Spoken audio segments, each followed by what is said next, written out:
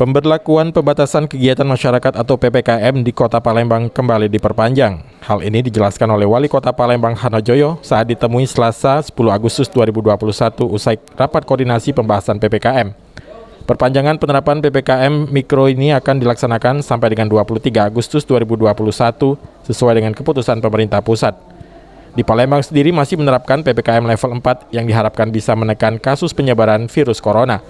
Perpanjangan PPKM di Palembang disebabkan oleh tingkat bed occupancy rate atau bor rumah sakit di Palembang yang masih di bawah standar nasional, meski penularan COVID-19 telah mengalami penurunan.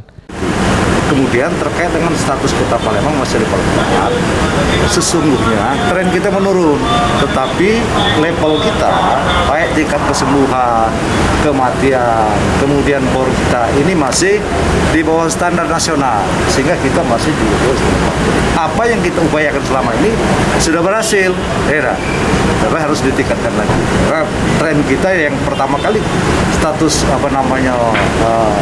PPKM darurat, kita menerapkan kebijakan apa yang diinstruksikan oleh Menteri Negeri, kita betul-betul secara sungguh-sungguh mengalami tren.